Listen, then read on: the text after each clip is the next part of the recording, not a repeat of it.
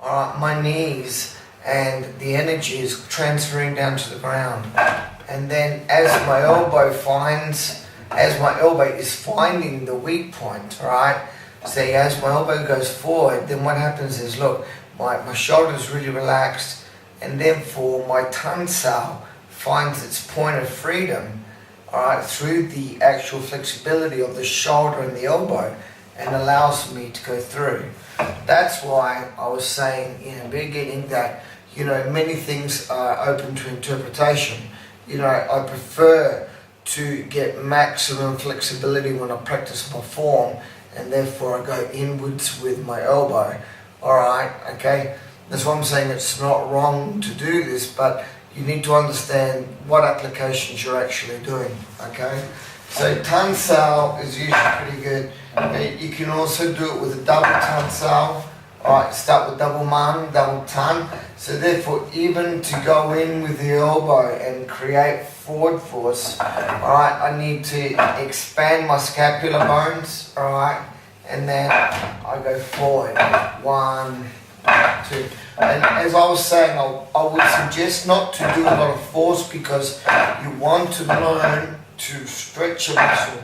Now, this makes no difference if you are getting a force on your arm, because if I was getting a force on my arm, my reaction would be that I'm still absorbing in the spine and my elbow pressure is still moving forward, so then therefore it would create a torsion effect to find the hole, and then it would move forward and strike my opponent.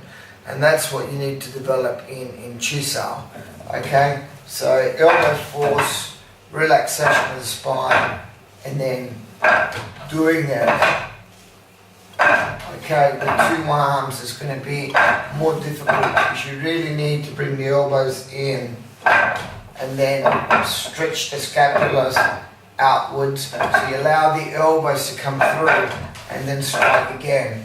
And then in reality, once you really learn to do it properly, you learn to get a lot of power within the striking, because what you're doing is that as you're doing this, you're creating a lot of pressure within the vertebrae of your spinal column, right?